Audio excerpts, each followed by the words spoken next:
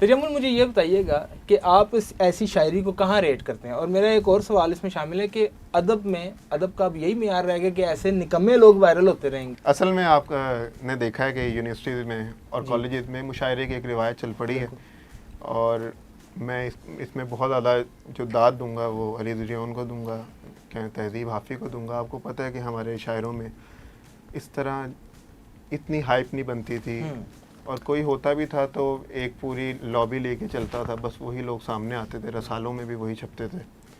मगर ये social media ने इसका बहुत ही इस जमूत को बिल्कुल टिकटॉक पे वायरल है, इस जमूत को तोड़ा है बिल्कुल। अब बात यह है, अगर ऐसे वायरल हैं तो फिर एक अच्छे लोग भी तो सामने आए हैं ना, तो एक चीज़ की बुराई तो नहीं। कोई एक अच्छा नाम लीजिए।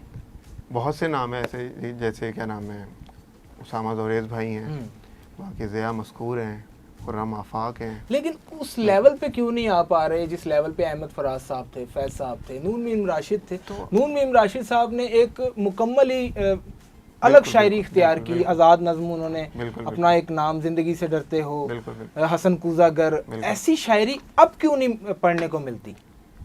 असल में अब शायरी का ना जो कारी है वो वैसा नहीं है। हसन कूजागर के बाद नून मीम चारों नज़में हसन कूजागर, उसके बाद किसी ने इतनी जुर्रत की कि इतनी बेबाक आज़ाद नज़म लिख सके। असल में खावर भाई, लिखने वाले तो बहुत आए, ठीक है, और वही बात है कि वो मेरा एक दोस्त है क्या फ़हद महमूद सोख्ता, उसका शेर है कि तुम बजा कह रहे हो हुनर चाहिए, बात फिर भी मुकद्दर की है हम सुखन। वाह, कितने नुसरत फ़तेह, कितने मेहदी हसन, बंद कमरों में क्या कुछ नहीं गा गए। बहुत अच्छे।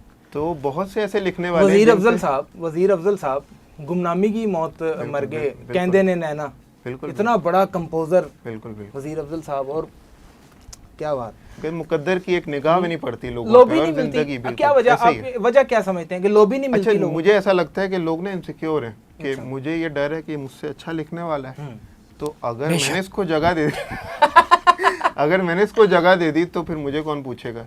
तो ये लोग इनसिक्योर हैं बहुत ज़्यादा, जो दूसरे को रास्ता नहीं देते। लतीफ़ साहिल का शेर है कि टकराइए हुजूम से और जान जाइए, दीवार कौन कौन है, रास्ता है कौन कौन। वाह वाह वाह, बहुत अच्छा। आप ये समझते हैं कि मुनीर नियाज़ी साहब उस अहद में थे जब जॉन एलिया भी, अहमद फराज भी शायरी हमा वक्त, नून मीम राशिद भी थे, फैज साहब भी थे, अहमद फराज भी थे, उसमें मुनीर नियाज़ी साहब ओवरशैडोड हो गए और उनका जो एक नाम था उस तरह पनप नहीं सका। समझते हैं ये आप अदब के स्टूडेंट हैं। असल में हमारे अदब में भी लॉबी है, आपको देखें जितने भी इफ्तिखार आरिफ साहब ने कितने अरसे बाद पजीराई हासिल की। बिल्कुल। ये असल में बहुत सा जो बड़े नाम होते हैं ना, उनके नीचे बहुत से नाम मर जाते हैं।